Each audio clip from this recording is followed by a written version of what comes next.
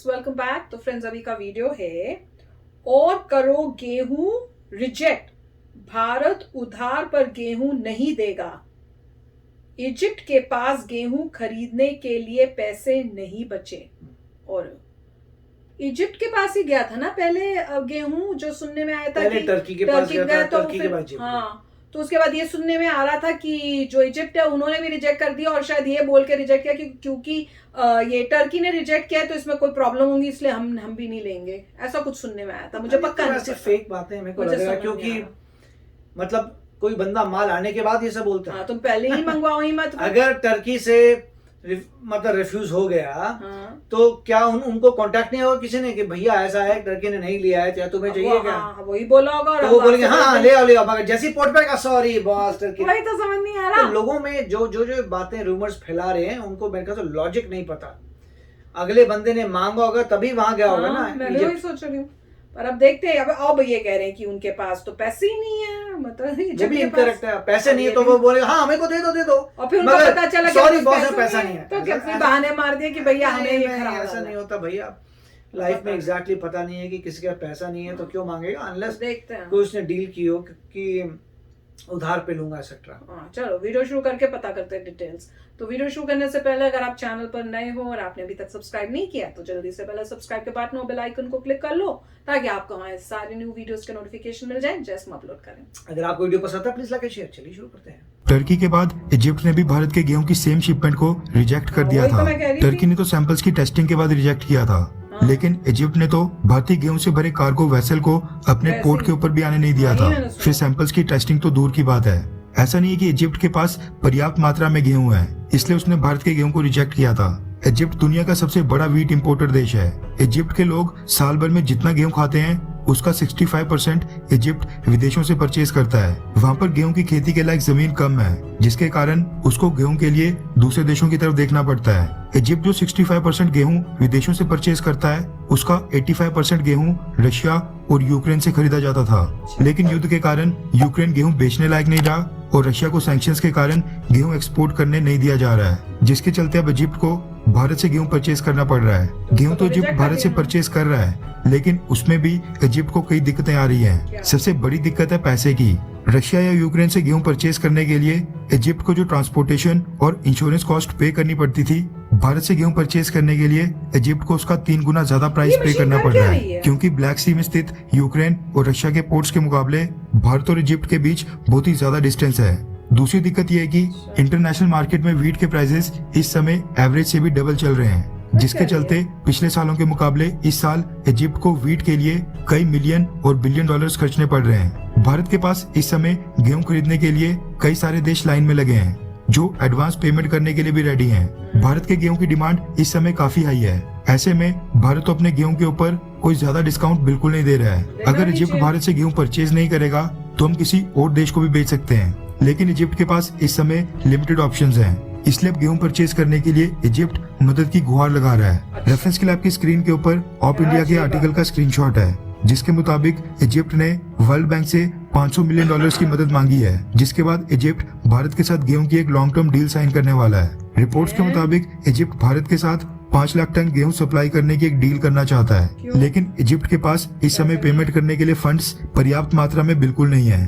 Doctor Mirza Hasan, जो world bank के executive director हैं, उन्होंने हाल ही में कहा है कि वर्ल्ड बैंक बहुत ही जल्द इजिप्ट गवर्नमेंट के 500 मिलियन डॉलर्स के लोन को अप्रूवल दे देगा। लेकिन वर्ल्ड बैंक के लिए मुश्किलें यहाँ पर ये खड़ी हो गई हैं कि इस समय ग्लोबल व्हीट क्राइसिस के कारण कई सारे देश वर्ल्ड बैंक से एड मांग रहे हैं। कोई फर्टिलाइजर्स परचेज करने के लिए एड मांग रहा है तो कोई व्हीट या फिर राइस परचेज करने के लिए। इसलिए इजिप्ट के लोन की डिमांड वर्ल्ड बैंक के पास अभी भी पेंडिंग पड़ी है। इजिप्ट की बात करें तो इजिप्ट भी उन देशों में शामिल है जिन्होंने पैगंबर के मुद्दे के ऊपर भारत सरकार को घेरा था। इसके साथ ही टर्की द्वारा रिजेक्टेड गेहूं को भी इजिप्ट ने रिजेक्ट कर दिया था, वो भी बिना सैंपल्स की टेस्टिंग के। अगर इजिप्ट ये 2 चीजें बिल्कुल नहीं करता तो शायद भारत इजिप्ट की मदद करने के बारे में सोचता भी, लेकिन अब अगर इजिप्ट पहले पेमेंट करेगा तो ही उसको गेहूं मिलेगा, वरना भारत के पास गेहूं खरीदने वाले देशों की लाइन लगी है। खैर, आपको क्या लगता है कि क्या इजिप्ट को उधार के ऊपर गेहूं बेचना चाहिए, हाँ या फिर ना? नीचे कमेंट करके अपनी राय जरूर बताएं।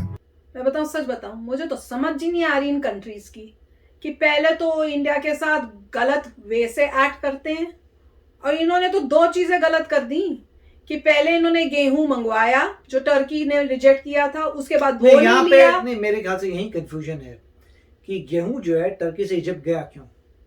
क्योंकि उन्होंने बोला कि आप कब को दे दो। वही क्वेश्चन है, क्या उन्होंने बोला कि आओ कि कुछ क्या इंडिया ऐसे ही भेज देगा कि आप ले लो? यही तो क्वेश्चन मार्क है जिसको पता, जो सोचने वाली बात है कि टर्की से गेहूं गया क्यों? बताओ भैया बताओ। क्योंकि इजिप्ट वालों ने तो शिप को भी अंदर नहीं आने दिया पोर्ट में, मतलब जो डॉक नहीं करने दिया या माल नहीं उतारने दिया, और चेक भी नहीं, टेस्ट भी नहीं किया। और ये कहा नहीं हमें चाहिए ही नहीं, क्योंकि वो टर्की का ऐसा ही रिस्पांस होना था इजिप्ट से तो गया क्यों इजिप्ट माल हमारा? हाँ वही तो मैं कह रही हूँ, और ऐसे तो गया नहीं होगा, मांगा होगा तभी नजर आ रही है। तो भैया आप बताओ एग्जैक्टली क्या हुआ है।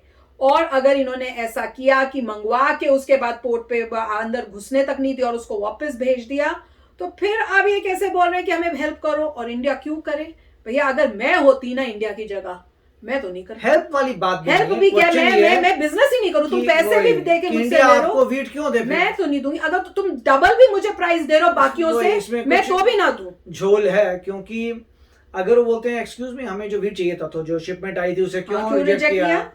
बिना चेक किए क्यों रिजेक्ट किया? नहीं, इंडिया का कितना अगर तुम्हें चाहिए तो मान लो, नहीं चाहिए तो मत। उसी टाइम मना कर देते, वो सीधे इंडिया वापस चला जाते हैं, कहीं और चला जाता है। आप ये मतलब पॉइंट ये आ रहा है कि टर्की ने बोला, टर्की ने नहीं लिया, वहां से इजिप्ट गया, हमें पता नहीं क्यों इजिप्ट गया। इजिप्ट में आया तो उस भाई साहब ने बोला अच्छा मैं नहीं ले रहा क्योंकि टर्की ने किया, मगर मेरे को वीट चाहिए। तो बोलेंगे अगर तुम्हें वीट चाहिए तो आ तो रहा वीट नहीं, मतलब टर्की ये बोल रहे देखो ये मैं नहीं वाला दूंगा, वीट चाहिए मुझे, मगर दूसरा वीट चाहिए, तो दूसरा वीट भी टर्की के थ्रू दे क्या? मतलब समझ, दूसरा वीट चाहिए, यही वापस जाएगा, मैं सर्कल लोगे वापस जाएगा, यही वापस मिलेगा तुमको। तो ये जाएगा शिप को वापस लेके, शिप को लेके जाओ, 2-4 घंटे बाद टर्न मारा अच्छा बिजनेसमैन तो यही करेगा। यही करेगा, मतलब आप टेस्ट करिए, आप डिटरमिन करिए, यही भेज देना, मैं बता रही हूँ। और उसके बाद बता दो भैया, और जब माल आ जाएगा तो बोलेंगे कि ऐसा है कि चलो माल तो आ गया, मगर यहाँ पैसा नहीं है। पैसा नहीं है तो पैसा भी नहीं। मुझे पता नहीं क्या कंफ्यूजन चल रही है, मगर नॉर्मली जो इंटरनेशनल रिलेशंस में काफी सही तरीके से चीजें होती हैं, इन द सेंस पहले कॉन्ट्रैक्ट साइन होते हैं, क्लियर किया जाता है कि मैं एडवांस दूंगा, ये है, मुझे ऐसी भी चाहिए, मेरी ऐसे इंस्पेक्शन होगी, ये प्रोसेस होगा। कोई भी कंट्री ऐसा नहीं कहेगी कि मुझे चाहिए बट मैंने ऐसे ही भेज दिया, मुझे पता नहीं हुआ क्या है। तो क्योंकि अब ये भी एक बात है कि कहा जा रहा है कि गवर्नमेंट का वीट नहीं है, कोई और कंपनी इस वीट को भेज रही थी, इसलिए तो बंद करा है कि अब ऐसे भेज तो ये गवर्नमेंट टू गवर्नमेंट नहीं है। अब ये जो नई बात बोल रहे हैं, हो सकता है ये बोल रहे होंगे कि देखो भाई गवर्नमेंट को चाहिए, अब कंपनी की बात नहीं आ रही। अभी जैसे था कि इंडिया की किसी कंपनी ने भेजा है, वहां की किसी कंपनी ने लेना होगा, तो उनमें हो सकता है कुछ कंफ्यूजन पैदा हुई है, मगर अब हो सकता है गवर्नमेंट कह रही हो कि हमें चाहिए, और जैसे इंडिया ने भी कहा था किसी कंपनी के थ्रू नहीं जाएगा, ये बात हो सकती है। वीट जो है सिर्फ गवर्नमेंट के थ्रू ही वीट जाएगा। मुझे भी ये लगा, क्योंकि बाकी चीजें सेंस ही नहीं बना रही, बाकी सेंस ही नहीं कर रही। मेरे को तो नहीं बना भैया, बताओ। नहीं तो कंपनी को बोलो रुक यार, तू रुक, अभी ये 2 घंटे में हमारा नया बैच आ रहा है, बोलो यही रुक, सुपर फास्ट है, यही रुक, आधे घंटे में आ रहा है, करते तो है लोग, आधे घंटे में हमारा ट्रक को बोलो या घूमता रहे, हमारा वहां से शिप चल चुका है और वो शिप आधे घंटे में पहुंचने वाला है। हमने पहले ही पता था तुमको, ये वाला शिप वापस जा रहा है, वो जाएगा टर्न यू टर्न मार के आ गया, उसके थोड़ा बदल देना नाम नूम, इधर पेंट शेंट थोड़ा इधर उधर ला देना कि लगे कि दूसरा कोई शिप नहीं, तो खाली शिप वहां से लेके आ रहे हैं ना, तो यहाँ टर्न करेगा ये, वहां से माल लेके खाली शिप में जाएगा, वो भर जाएगा ये, और वो रिटर्न। हमें तो एडवाइजर होना चाहिए। बताओ, कमाल का आइडिया दिया ना। और उनको ये कंडीशन लगानी पड़ेगी, देखो तुमने अभी जो है इस मटेरियल को टेस्ट नहीं किया और रिजेक्ट कर दिया, अगला वाला जो है तुम बिना टेस्टिंग के तुम्हें लेना पड़ेगा। होना तो ऐसी चाहिए, तो तुमने ये बिना टेस्टिंग के रिजेक्ट किया है, इसका मतलब बिना टेस्टिंग के तुम डिसीजन मेक करते हो, तो बिना टेस्टिंग के तुम ले लो और पैसा दो। एग्जैक्टली, पर कमाल का आइडिया है भाई, गोल घुमाओ, छोटा सा चक्कर काटो और वापस जाके उनको दे दो, ये नया माल आया है, क्या मजेदार होगा। तो चलो फ्रेंड्स, चलते हैं, मिलेंगे नेक्स्ट वीडियो में बहुत ही जल्द। Till then take care and bye bye. तो अगर आप मेरे इस चैनल पे नए हो तो जल्दी से सब्सक्राइब के बटन को हिट करो और बेल आइकन को क्लिक करो, ताकि आपको मेरा जब नया वीडियो मैं लगाऊं आपको उसके बारे में जल्दी से पता चल जाए।